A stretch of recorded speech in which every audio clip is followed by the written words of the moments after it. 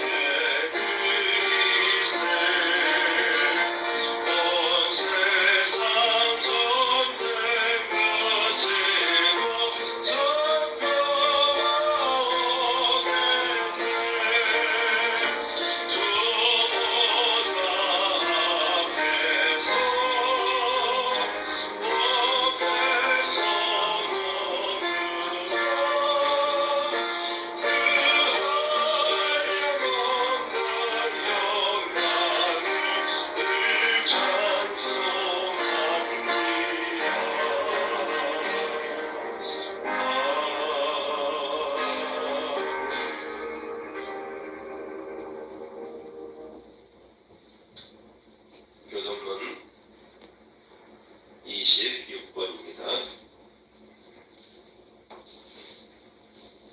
아멘. 자리에 앉습니다.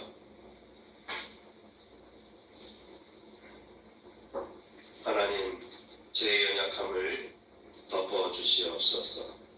저희의 무지함을 덮어주시옵소서. 저희의 완악한 심령을 용서하여 주시옵소서. 허물의 사함을 얻고 그 죄의 가림을 받은 자는 복이 있도다. 마음에 간사가 없고 여호와께 정죄를 당치 않은 자는 복이 있도다.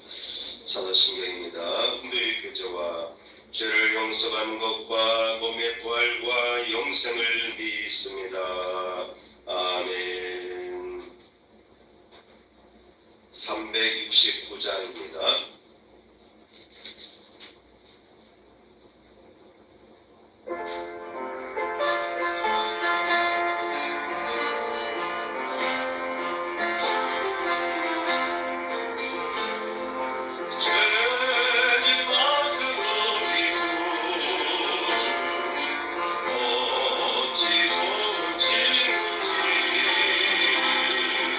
어쩌면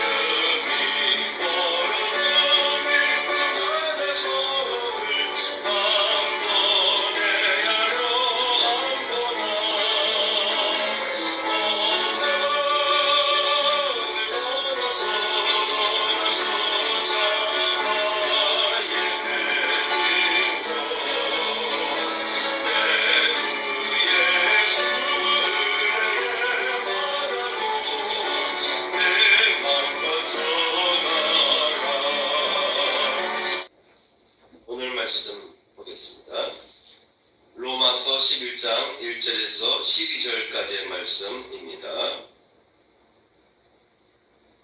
아멘.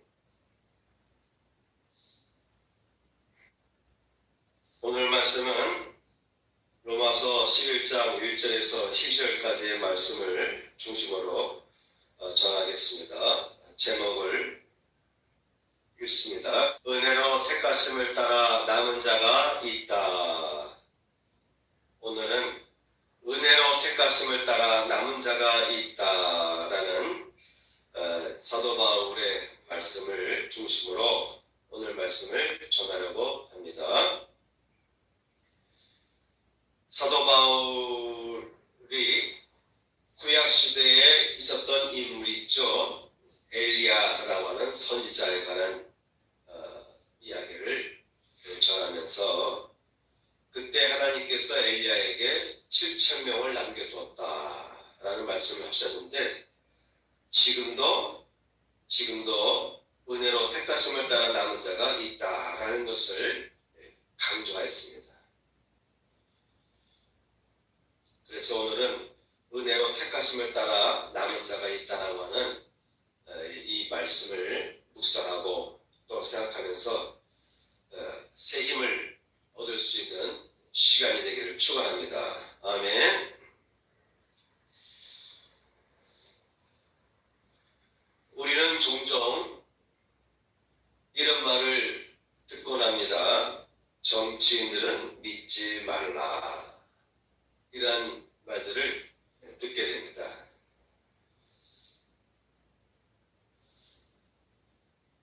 그만큼 불신할 수밖에 없는 사회 구조에 대해서 고발하는 그런 내용이 되겠죠.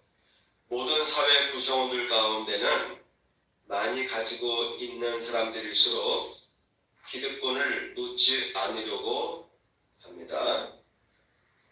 기득권이라는 것은 어느 정도 사회가 받아들일 수 있는 선에서 허용될 수 있겠죠. 그런데 상식 이상으로 과한 기득권과 특권을 누리게 되면은 사회 통합에 지장을 일으키게 됩니다. 갈등을 일으키게 됩니다. 그러므로 그러한 때일수록 사회 통합을 위해서는 서로 대화하며 십자가를 지며 풀어가야 되는데 그렇지 않게 됩니다. 그래서 충돌이 일어나고 혼란이 일어나는 것이죠. 오히려 목숨을 걸고 그러한 기득권을 지키려고 저항하게 됩니다. 그리고 그런 모습을 부끄럽게 여기지도 않게 됩니다. 당연히 내 권리, 나의 특권을 빼앗긴다고 생각하니까 목숨을 걸고 보존하려고 노력하죠. 저항합니다. 그리고 당당합니다. 그래서 부끄럽게 여기지도 않는 경향이 있습니다. 그런데 우리나라가 앞으로 더 발전하기 위해서는 하나하나 풀어야 될 이 과제들이 산적해 있는데 이런 과제들을 놔둘 수가 없잖아요. 하나하나 계속해서 풀어가면서 넘어서 나아갈 때 우리나라가 더 미래로 향해서 나아갈 수가 있는 것입니다. 그런데 이러한 우리 사회의 모든 구석구석에서 벌어지는 여러 가지 충돌적인 모습들, 안타까운 모습들이 있는데 이렇게 사회가 그릇된 방향으로 치닫게 된 데에는 우리 그리스도인들의 책임도 크다라고 하는 것입니다. 교회가 물질 만능주의에 빠졌기 때문에 그렇습니다. 제가 신학대학 1, 2학년 때 보면은 동료들이 많은 책을 읽게 됩니다. 신학책이나 사회학적인 책들을 읽어가면서 동료 또는 선배들이 대화할 때 또는 토론할 때 한국교회는 물질 만능주의 우상에 빠졌다. 그러면서 신랄하게 그 당시의 교회의 상을 비판하는 그런 모습들을 저는 자주 목격했습니다. 너무 맘모스화 되었다라는 것이죠. 그 당시에 한국교회 이제 강남 지역이 개발되면서 교회도 막 부흥하게 됐다.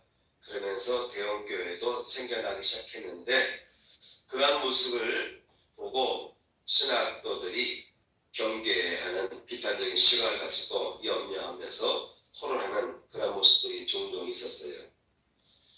물론 신학교 교수님들로부터 비판할 수 있는 능력들을 훈련받았고 또 많은 책들을 읽다 보니까 그러한 생각을 갖게 되었는데 당시에는 너무 앞선 주장이 아닌가라는 생각도 들었어요. 너무 부정적인 측면에 몰두하는 것이 아닌가라는 생각이 들곤 했습니다. 그런데 그때부터 지금까지 40년이 지난 요즘에 한국교회를 뒤돌아보면은 40년 전에 외치고 경계하던 일들이 결국은 한국교회를 좀먹게 해왔다는 것을 보게 됩니다. 오늘날 한국교회는 아주 어려운 위기에 봉착되어 있죠. 근대화 이후에 한국 사회를 이끄는 교회였는데 어느덧 관심 밖의 교회 또는 세상 사람들로부터 혐오의 대상이 되는 교회로 낙인 찍혀져 있습니다. 1980년대 이후에 한국교회는 엄청난 부흥이 있었습니다. 아마도 1990년대에는 그 부흥이 절정을 이루었을 것이다 라고 저는 생각을 해요. 그런 와중에 수십 년의 시간이 흘렀습니다. 그러면서 어느덧 교회는 세상을 이끌 수 있는 기회를 놓쳐버리고 말았어요. 그런 데에 대해서 관심을 덜 갖게 되고 또는 무관심하게 되고 또는 무지하여서 그렇게 수십 년이 흘러온 거예요. 강산이 몇 번 바뀌었어요. 그런 가운데에서 한국교회는 세상을 이끌어오던 그 능력을 상실하게 되었다라고 볼 수 있겠습니다. 단지 믿음만 주장해왔지 사회를 깨우고 사회에 참여하며 사회의 빛과 소금이 되는 사명에는 좀 무관심했고 또는 무지하였다라고 볼 수가 있어요. 세상 정치, 경제, 문화, 과학의 발전을 통한 현대사회의 흐름에 상호 어떻게 어느 부분까지 우리가 믿음으로 신앙으로 연관성을 맺으며 또한 기독교의 가치관에 따라서 결코 후퇴할 수 없는 결코 후퇴해서는 안 되는 그러한 차별적인 복음에 대한 인식과 교육에 한국교회가 게을리하여 왔다라고 반성할 필요가 있겠습니다. 그래서 오늘날 그리스도인의 사회적인 인식 능력이 사회를 통합하고 이끌 수 있는 역량에 미달하는 상태로 수십 년 동안 교회 울타리 안에 갇혀 지내왔다는 것입니다. 그동안 큰 부흥으로 인하여서 또 교회에 사람들이 많이 들어오다 보니까 물질적으로 풍요롭게 되고 그러다 보니까 또 그 많은 사람들을 수용하기 위해서는 교회를 새로 짓고 더 크게 짓고 또 대형교회가 형성되고 그러한 과정에서 그 맛에 도취돼서 교회는 계속 발전하는구나 라고 이렇게 착각을 했는데 그런 맘모스화되는 과정 물질 만능을 추구하며 물질을 우상화하던 그런 모습을 경계하지 못하고 그러한 그 거대한 조직과 거대한 규모의 교회의 부흥으로 인해서 우리가 경계해야 되고 더 관심을 가져야 됐던 그런 분야에 대해서 한국교회가 또 그리스도인들도 무관심하고 무지한 상태로 수십 년이 흘러갔다는 거예요. 그래서 오늘날 그리스도인들 중에 특히 나이 드신 분들일수록 노년기에 있는 분들일수록 사회를 이해하거나 공감할 수 있는 능력이 현격히 떨어지는 경향이 있어요. 그러다 보니까 여러 가지 마찰이 생기고 여러 가지 문제가 발생하는 거예요. 사회 인식에 있어서 인식의 능력이 있어서 사회의 갈등을 일으키는 데 원인이 될 수 있는 그러한 상태로 교회 안에 울타리에 갇혀서 스스로 만족하고, 그죠? 왕국을 짓고 왕국 안에 거하게 되면은 거기에 만족한다고 하지 않습니까? 하다못해 대통령도 청와대에 들어가서 갇히게 되면은 참모들이 제대로 정보를 제공하지 않으면 대통령도 청와대의 우물 안에, 그 왕궁 안에 갇히게 된다는 얘기가 있지 않습니까? 그리고 한국교회가 스스로 어떤 거대한 조직과 부흥의 그 열기 가운데 스스로 갇혀서 있다 보니까 세상과 어느 정도 좀 긴밀한 상호 연관성을 갖고 한국교회가 계속 영향을 줬어야 되는데, 그렇지 못한 부분이 오늘날과 같은 결과를 낳아서 교회가 혐오의 대상이 되기도 하고 관심받게 대상이 되기도 하였다고 하는 것입니다. 그나마 교회의 영향을 끼칠 수 있는 빛이 있다면 예전에는 거대한 대형 교회의 범람을 통해서 영향력을 주려고 했던 것 같은데, 그 와중에도 보면은 그 연예인들 또는 그 체육인들이 또 아주 진실하게 하나님 앞에 기도하면서 신앙생활을 하고, 그러면서 그들이 하나님께 영광을 돌리는 그런 일들이 있어서 그나마 그리스도인의 빛이 부분적으로 발산되는데, 전체적으로 볼 때 그렇지 못하다. 이런 것은 바로 우리 한국교회가 스스로 반성해야 될 점이다라는 것이죠. 크리스찬들일수록 백신을 안 맞으려 했다라는 얘기가 있어요.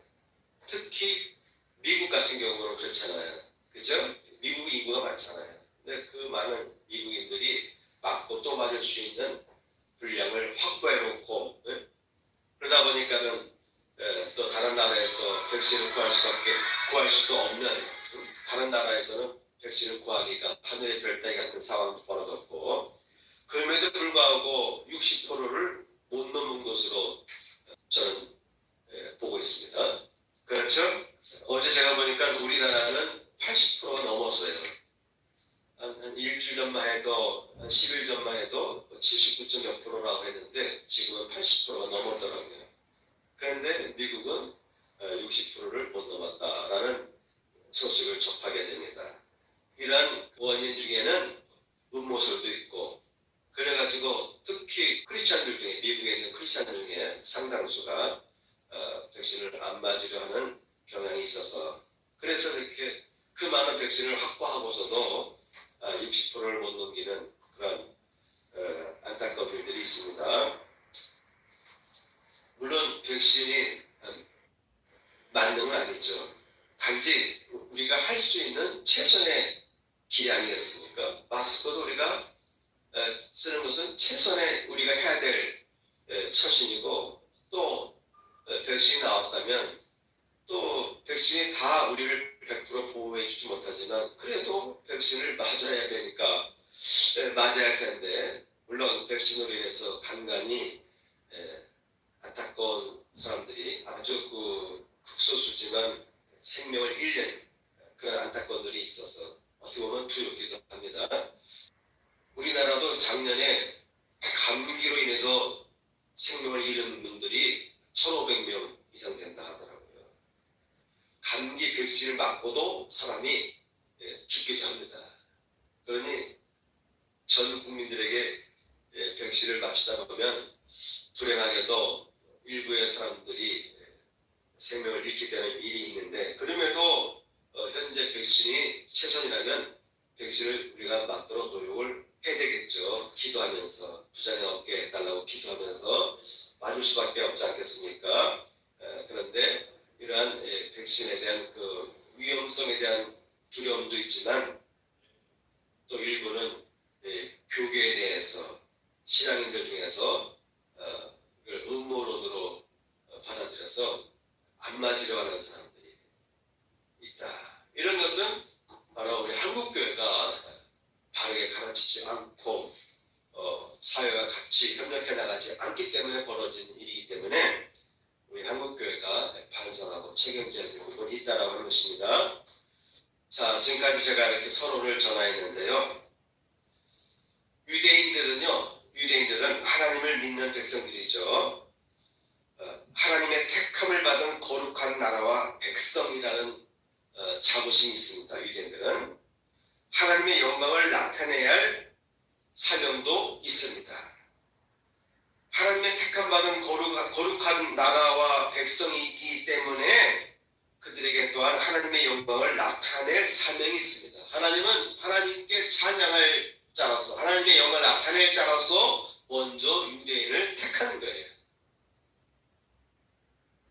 그러므로 유대인들에게는 하나님의 영광을 나타내야 될 사명이 있다는 것이죠. 그런데 그 사명을 잃어버리고 부패하여서 죄악으로 치닫던 때가 많이 있었습니다.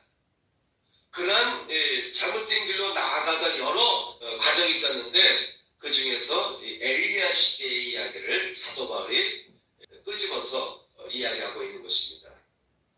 바울은 본문에서 이스라엘 나라와 백성이 하나님 앞에 패역한 길로 치닫던 때에 엘리야에게 하나님께서 아직도 엘리야야 자제하지 말아라. 너 혼자만 애쓰는 것이 아니다. 아직도 바알에게 무릎을 꿇지 않고 온전히 신앙을 지키고 있는 자들이 있는데 7,000명이나 있다. 내가 7,000명의 믿음의 사람들, 나의 백성들을, 온전한 백성들을 내가 남겨놓았다 라고 말씀하십니다. 그러면서 엘리야에게 세 가지의 사명을 줍니다. 그러한 하나님의 계시의 말씀을 연상시키면서 사도 바울 또한 자기가 활동하고 있는 시대에 초대교회의 사도들에 의해서 복음이 전파되고 있는 그 시대에 이때는 온갖 박해가 있어서 사도들이 목숨을 걸고 야고보는 순교당했고, 그런 와중에 그럼에도 불구하고, 그런 절망적인 순간임에도 불구하고 바울은 지금도 은혜로 택하심을 따라서 남은 자가 있다라고 선포하는 것입니다. 엘리야 때는 하나님께서 엘리야에게 말씀하셨는데 지금 사도 바울은 그 엘리야에게 말씀하신 그 말씀을 현재 상황에 적용하면서 지금도 하나님께서는 은혜로 택한 자가 있는데 남은 자가 있다 말씀을 전하고 있는 것입니다. 당시에도 예수님 때부터 시작해서 초대교회 사도행전이 기록되고 있는 그 시대를 보게 되면요, 복음이 전파되잖아요. 이미 예수님께서 오셨잖아요. 예수님께서 기적을 베푸시고 복음을 전하는데 그럼에도 불구하고 당대의 유대의 제사장들, 대제사장이나 제사장들이나 랍비들, 서기관들, 이런 사람들 중에 상당수가 예수님을 받아들이지 않았어요. 물론 예수님을 영접하고 예수님을 따라갔던 그러한 분들도 있지만 그러한 사람들은 소수고, 눈치 보면서 예수를 따르더라도 정당하게 당당하게 예수님께 나아간 것이 아니고 주변 동료들의 눈치를 봐가면서 예수님을 영접하고 예수님을 따라가는 사람들도 있었습니다. 그러나 대다수는 예수를 받아들이지 않았어요. 왜 그렇습니까? 그들의 심령의 눈이 어두워서 예수를 그리스도로 보지 못하는 거예요. 그래서 예수님께서 비판하지 않습니까?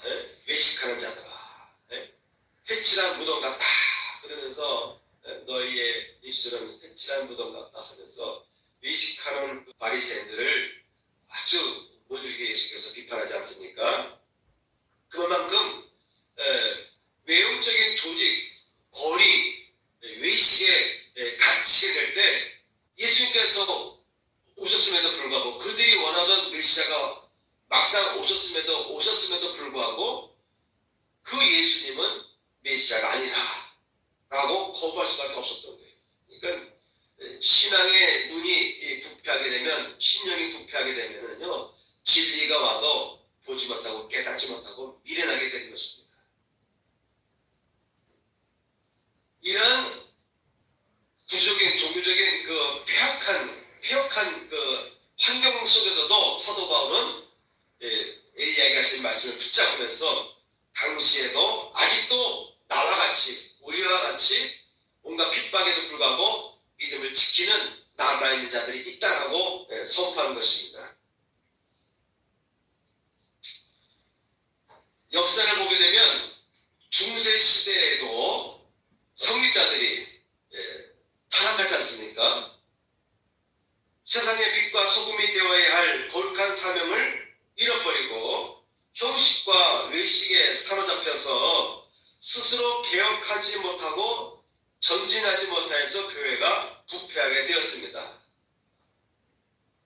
좀 더 깨우친 사람들을 마치 그 유대인들이 예수님을 향해서 하나님을 모독했다라고 한 것처럼 중세 시대의 해돌리 율권 안에서 좀 더 그 당시의 시각으로 받아들이지 못하고 앞으로 더 나아가는 깨우치는 사람들을 볼 때 마녀사냥하지 않습니까? 성경 말씀을 그 시대 그 나라 그 민족의 언어로 번역할 때 최악당하지 않습니까? 그렇죠? 위클리프 이야기를 알고 있잖아요.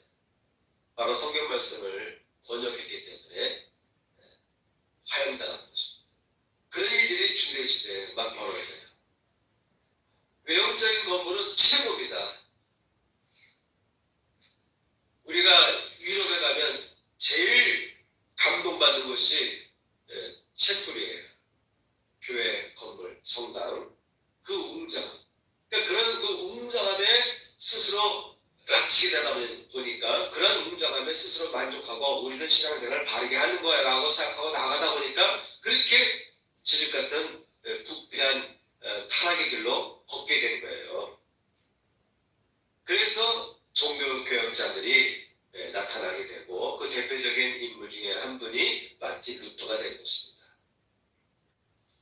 요즘 우리 한국교회 또한 매우 암울한 시대를 맞고 있습니다. 아까 서론에 얘기했듯이 우리 한국교회 또한 매우 암울한 시대를 맞고 있습니다.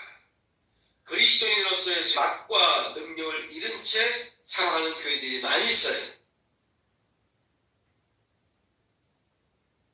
다시금 한국교회가 빛을 발할 수 있을는지, 다시금 한국교회가 세상 사람들로부터 관심을 받게 될 때가 올 수 있을는지, 그런 시대가 우리에게 도래할지 현재 상황에서 보게 되면 매우 암울해요. 어떻게 한국교회가 다시 한번 세상에 빛이 되고 세상 사람들이 관심을 갖고 교회 문으로 몰려올지 현재 상황에서 보면은 매우 암울해지는 상황입니다. 그렇죠? 따라서 오늘 본문의 말씀을 통하여서 이런 암울한 상황임에도 불구하고 엘리야에게 하신 말씀, 그리고 그 말씀을 붙잡고 사도 바울이 선포했던 것처럼 오늘날도 우리 한국교회에도 여러분들에게 있어서 다시금 희망이 있다. 하나님은 이 나라 곳곳에 아직 드러나지 않은 숨은 일꾼들, 진정한 크리스찬들이 아직도 우리나라에 많이 남아있다 라는 것을 오늘 우리가 깨닫고, 그럼에도 불구하고 우리가 이런 희망을 찾아서 남은 자들은 어떻게 살아가야 될까, 남은 자들이 어떻게 살아가야 될까, 그러한 생각을 하는 시간이 되겠습니다. 첫 번째입니다. 사도 바울이 엘리야 이야기를 했는데 열왕기상 19장에 보게 되면은 엘리야가 영적 대결을 하잖아요. 바알과 아스타롯 신을 섬기는 제사장들을 다 모아놨잖아요. 그리고 엘리야 혼자 그들과 영적 대결하지 않습니까? 그죠? 접종은 850명, 엘리야는 단신으로 하나님께 기도할 때 하늘에서 불이 내렸습니다. 누가? 엘리야가 기도할 때. 저들은 나름대로 뭐 소리치고 춤을 추고 그래도 안 되니까 몸을 자해하면서까지 그들의 신께 구하였지만 하늘에서 불이 내리지 않았어요. 그런데 엘리야가 기도할 때 하늘에서 불이 내렸습니다. 그 제단에 물을 12통을 가득 부었는데 그런 물들이 있음에도 불구하고 물이 젖었고 주변에는 물이 차 있었는데도 불구하고 불이 내려와서 싹 태웠습니다. 여러분 우리가 뉴스 보면은 불이 막 나잖아요, 그죠? 그런데 많은 소방대원들이 와서 소방 그 차에서 호수 연결해서 물을 계속 쏴요, 그죠? 그런데 보통 진압되는 게 금방 진압되지 않잖아요. 아무리 물을 쏴도 속에서 불이 너무 세니까 물이 거기에 이렇게 뿌려지기 전에 또 그냥 증발하거나 또 밀려나기도 하고, 그래서 그 많은 물을 호수로 뿌림에도 불구하고 빨리 불이 진압되지 않습니다. 불이 너무 센 경우에. 그 재단에 내리는 불이 얼마나 셌는지 물기를 다 태워버렸어요. 그리고 그 위에 있던 재물을 태웠습니다. 그런 일이 있었어요. 그래서 순간적으로 영적인 갱신이 일어납니다.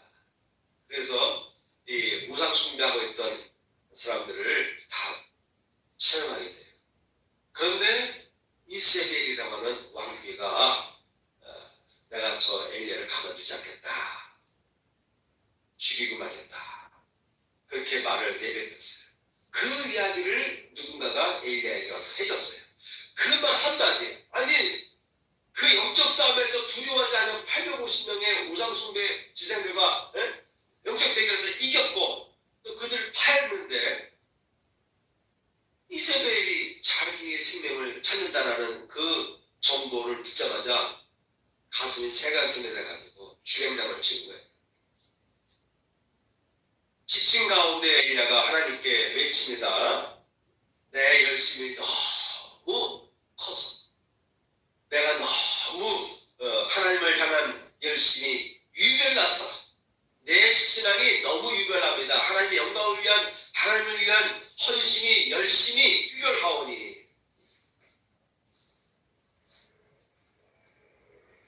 이는 이스라엘 자손이 주의 언약을 버리고 주의 제단을 헐며 칼로 주의 선자들 죽였으며며 오직 나만 남았거늘 그들이 내 생명을 찾아 빼앗으려 하나이다. 이렇게 하나님께 탄식을 했습니다.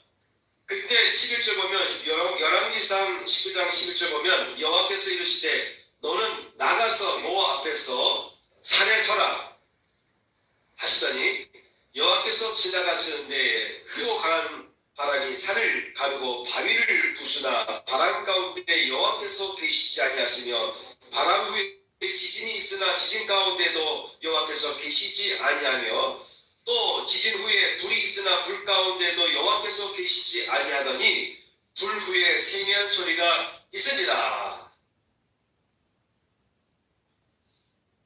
이때부터 하나님의 음성이 들리기 시작하는 거예요. 세미한 음성이 들리면서 세 가지의 사명을 줍니다. 그리고 하나님께서 엘리야에게 말씀하십니다.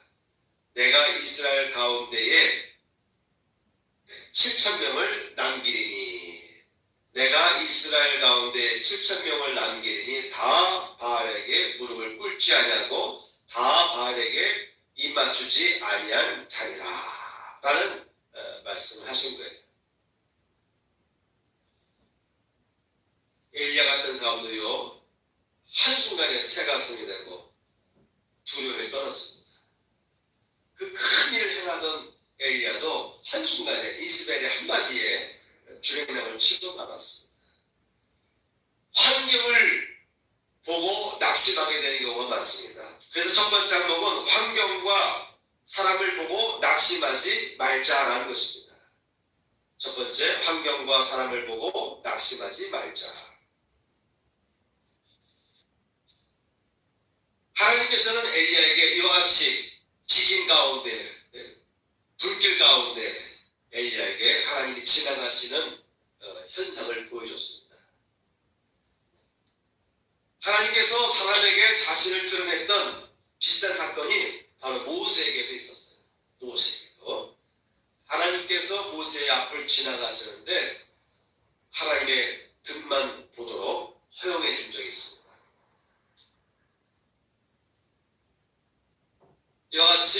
낙심하고 있을 때 하나님은 그 낙심한 사람을 일으켜주기 위해서 그의 용기를 다시 회복해주기 위해서 믿음을 회복해주기 위해서는 엘리야 때와 같이 또는 모세와 같이 이렇게 자신을 계시하는 현현 안에서 믿음을 심어준 적이 있습니다.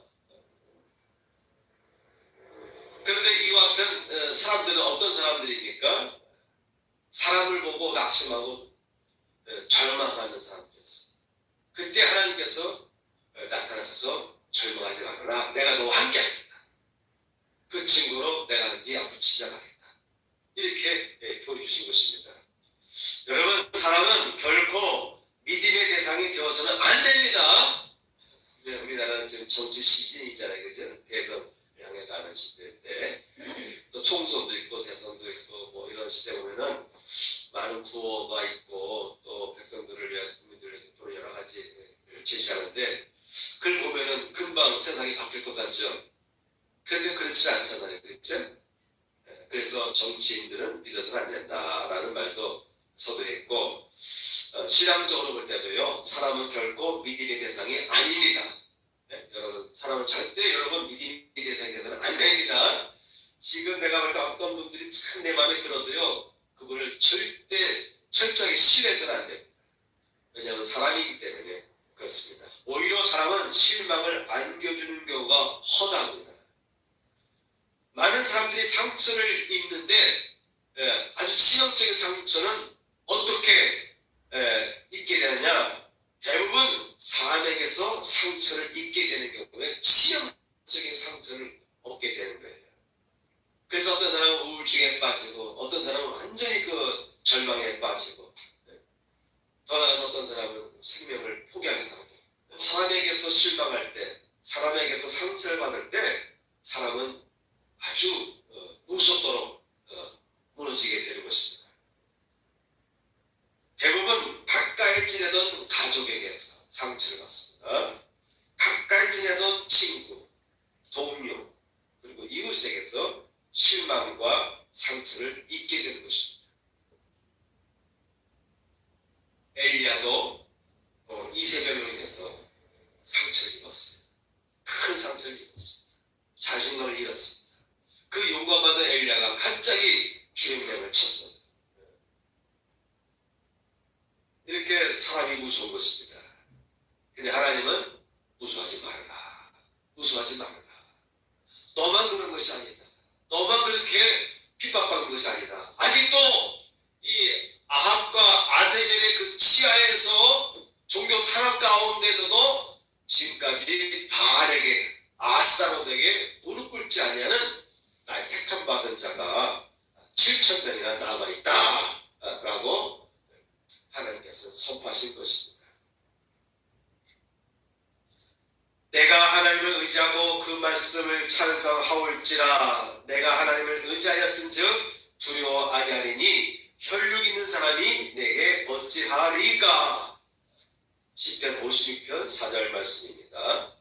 다윗이 선포한 것입니다. 다윗이 기도한 것입니다. 내가 하나님을 의지하고 그 말씀을 찬성하올지라 내가 하나님을 의지하였은즉 두려워하지 아니하리니 혈육 있는 사람이 내게 어찌하리까. 다윗이 대단한 믿음을 선포했습니다. 여러분들 사람 향해서 낙심하지 마시고 또 사람에게 너무 절대 의존하지 마시기 바랍니다. 사람을 철저히 믿고 따르다 보면 나중에 상처를 입어요. 오히려 하나님을 믿고 따라가시기 바랍니다. 사람을 두려워하지 마시고 하나님을 의지하면 여러분 담대함을 얻게 될 것입니다. 두 번째입니다. 무릎을 꿇지 아니한 7,000명을 남겨두었다라고 하나님께서 말씀하셨죠. 자, 그 다음 세 번째입니다. 지금도 은혜로 택하심을 따라 남은 자가 있다라고 사도 바울이 엘리야에게 하신 하나님의 말씀을 가지고 자신이 처했던 시대에도 하나님께서는 우리 그리스도인들에게 그리스도 제자들에게 이 세상을 끌고 나갈 수 있는 힘과 용기를 주고 계신데 그러한 사람들이 나뿐만 아니라 많이 있다. 우리들은 바로 하나님께서 이 온갖 핍박 중에서도 우리를 남겨준 자들이다. 이렇게 설교하고 있는 것입니다. 서두에도 얘기했지만 한국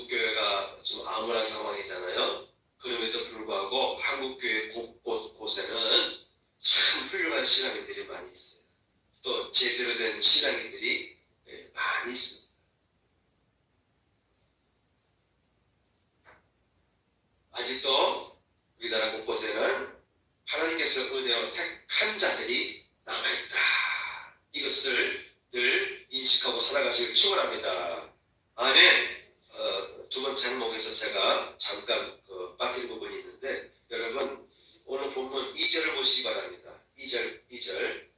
두 번째 항목, 무릎을 꿇지 아니한 7,000명을 남겨두었다라는 항목이라서 제가 잠시 지나친 부분이 있는데, 2절 말씀입니다. 11장 2절. 하나님이 그 미리 아신 자기 백성을 버리지 아니하셨나니 라는 말이죠. 하나님이 그 미리 아신 자기 백성을 버리지 아니하셨나니. 하나님께서는요, 미리 알고 계시다는 것입니다. 무릎 꿇지 아니한 7,000명을 남겨두는데 그분들은 어떤 분이냐? 하나님께서 미리 알고 계신 분이라는 거예요. 우리나라 곳곳에 제대로 된 크리스천들이 있어요. 그분들을 하나님은 다 보고 계신 거예요. 그 숫자를 파악한 것입니다. 몇 명이라고요? 이스라엘 백성 중에 7,000명이 남아있다. 7,000명이 이스라엘 곳곳에 흩어져 있는데 그 사람들을 하나님은 미리 알고 계시다는 거예요. 미리 보고 계시다는 거예요. 어떤 사람이 바른 신앙생활을 하고 있는지, 어떤 사람이 적당한 신앙생활을 하고 있는지, 적당하게 타협하며 살아가고 있는지, 어떤 사람이 아예 돌아오지 못할 길, 폐역한 길을 갔는지 하나님은 다 보고 계시다는 거예요. 그 남은 사람은 누구라고요? 하나님이 미리 다 파악하고 있는 하나님 백성이라는 것입니다. 시편에 보면은 여호와께서 하늘에서 인생을 구고 살피사 지각이 있어 하나님을 찾는 자가 있는가 보려 하신즉 다 치우쳐 함께 더러운 자가 되고 선을 행하는 자가 없으니 하나도 없도다. 죄악을 행하는 자는 다 무지하나 그들이 떡 먹듯이 내 백성을 먹으면서 여호와를 부르지 아니하는도다.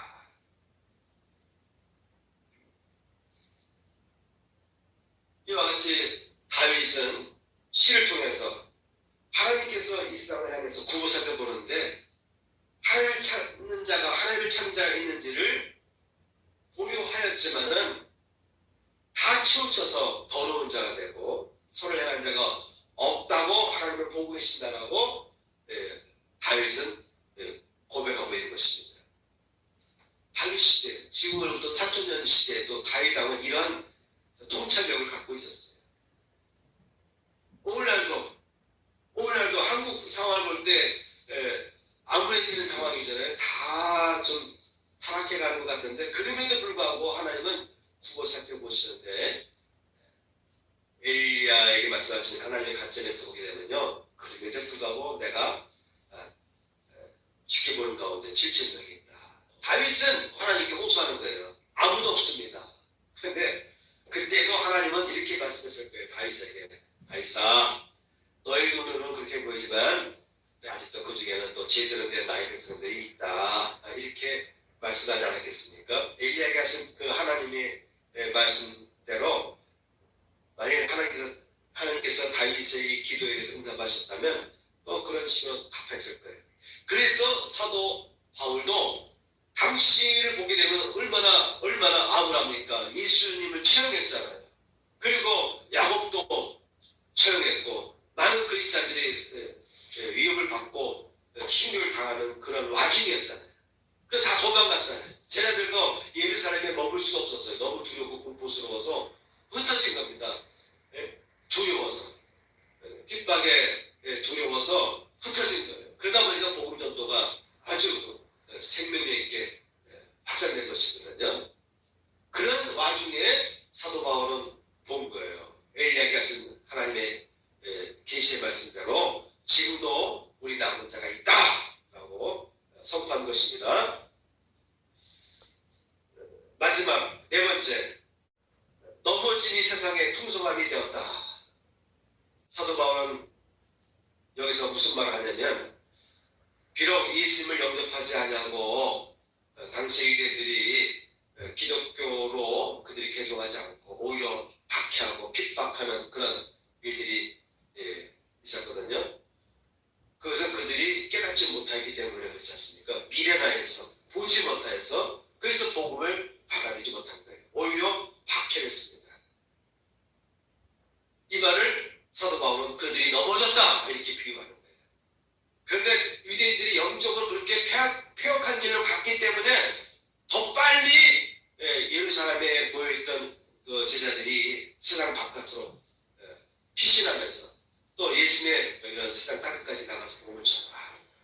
그런 말씀을 붙잡고 예루살렘 바깥으로, 이스라엘 바깥으로 흩어지면서 복음을 전하였습니다. 결국은 이방인들이 복음을 받아들이게 된 거예요. 유대인들은 거부했어요.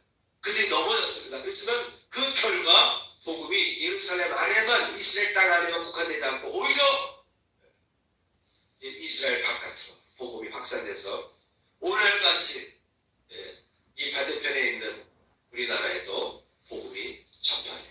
전 세계 곳곳에 그리스도의 복음이 전파돼요. 유대인들이 넘어짐으로 말미암아서 오히려 풍성함이 이방인들에게 전파되었다. 풍성함으로 이방인에게, 하나님의 은혜의 풍성함이 이방인들에게 전해지게 된 것이다. 이렇게 사도 바울은 결론을 짓습니다. 이 네 번째 항목에서 우리가 한 번 더 우리가 붙잡아야 될 그 메시지는, 현 상황이 어렵고 암울하고 그런 상황으로 우리 주변을 가둔다 할지라도 오히려 풍성한 은혜의 역사가 어떤 방식을 통해서든지 간에 일어날 것이다. 여러분의 주변을 감싸고 있는 여러 가지 위기적인 상황이 있지 않습니까? 압박적인 상황들. 그로 인해서 우리가 낙심할 수도 있지만 하나님은 놀라운 계획을 갖고 계십니다. 여러분을 도울 자들을 또한 예비해 두고 계십니다. 여러분이 보지 못하는 너머의 세상을, 너머의 그 세계를 하나님은 이미 보고 계세요. 우리보다 앞서서, 삶의 길에 앞서서 쉴 곳을 예비하러 하나님은 행하셨습니다. 여러 가지 안 좋은 상황 속에서도 때에 따라서 우리 자신 또한 넘어질 수밖에 없는 상황에 있다할지라도 이런 것으로 인해서 뭔가의 유익을 줄 수 있는 일들이 일어나기도 한다. 또한 하나님께서는 반드시 이 어려운 상황 속에서도 하나님께서 계획하실 바가 있다. 여러분을 향해서 계획하는 바가 있다. 이런 믿음을 갖고 살아가시기 바라고, 그리고 여러분 스스로가 남은 자가 되시기 바랍니다. 하나님은 지켜보고 계신다고 말씀하지 않습니까? 하나님은 구고 살피신다고 하지 않습니까? 다윗이 말하기를 사도 바울은 미리 아신 자라고 했습니다. 그 아신 자들을 버리지 아니하셨다. 여러분 절대 버리지 않습니다. 여러분이 남은 자의 신앙에 서게 되면은 하나님은 절대 여러분을 버리지 않습니다. 어려운 중에서도 하나님 여러분을 반드시 건네주십니다. 여러분과 함께 하십니다. 여러분이 알지 못하는 놀라운 일들을 예비하고 계시다. 여러분을 축복으로 이끌어 가실 것이다. 이런 믿음으로 여러분 또 한 주와 승리하며 살아가시길 축원합니다. 아멘. 찬양 한 곡 부르겠습니다.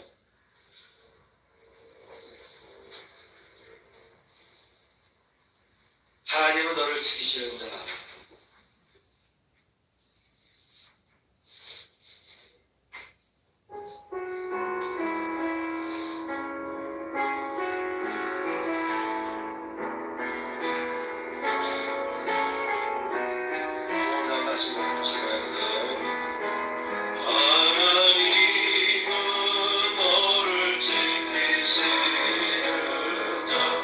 너의 우겨에